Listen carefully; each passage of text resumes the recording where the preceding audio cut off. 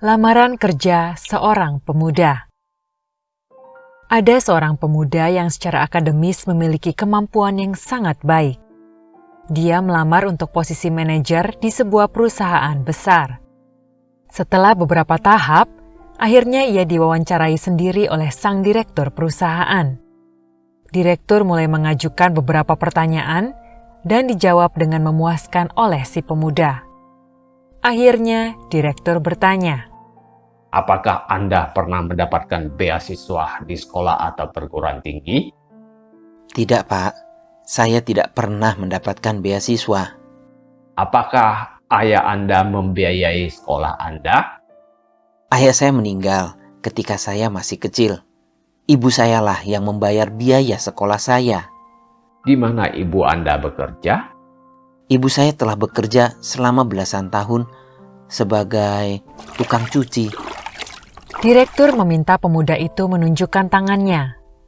Setelah melihat tangan si pemuda yang halus dan lembut, direktur kembali bertanya, apakah Anda pernah membantu ibu Anda mencuci? Tidak, Pak. Dia selalu ingin saya belajar dan belajar lebih banyak dan fokus pada studi saya. Selain itu, dia bisa mencuci baju lebih cepat daripada saya. Direktur menganggukkan kepalanya. Ia lalu meminta si pemuda sebuah permintaan aneh. Sekarang pulanglah dan belikan ibu Anda krim tangan, lalu gosokkan krim tangan itu di tangan ibu Anda malam ini. Besok Anda boleh datang lagi menemui saya, dan saya akan memutuskan apakah Anda diterima atau tidak.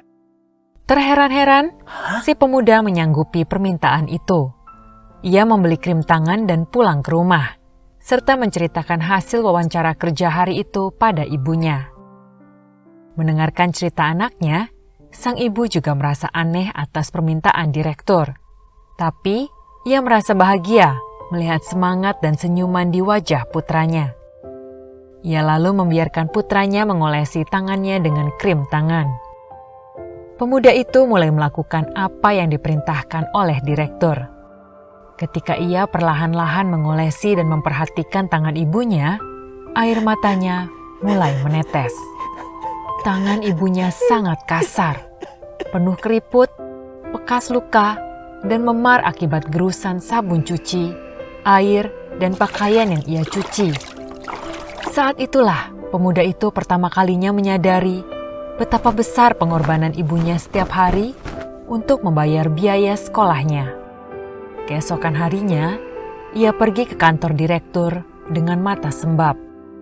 Direktur pun bertanya, coba ceritakan apa yang Anda lakukan kemarin. Saya mengoleskan krim di tangan ibu, lalu saya menggantikannya mencuci baju, Pak. Boleh. Saya tahu. Bagaimana perasaan Anda sekarang?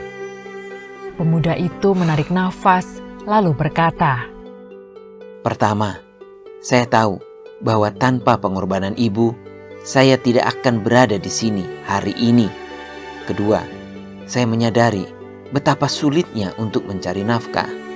Ketiga, kini saya sudah belajar bagaimana menghargai pentingnya keluarga. Jadi, apa rencana Anda jika seandainya Anda diterima bekerja di sini? Saya akan meminta ibu saya untuk pensiun. Setelah mendengar jawaban si pemuda, direktur berkata, ini adalah yang saya inginkan dari manajer-manajer saya. Saya ingin merekrut seseorang yang dapat menghargai pengorbanan orang lain. Dan ini sangat penting dalam hidup. Nilai-nilai akademis Anda juga bagus. Jadi, baiklah, Anda diterima. Hargailah segala jerih payah, upaya, serta pengorbanan yang telah diberikan orang-orang yang kita cintai demi untuk mendukung kesuksesan kita.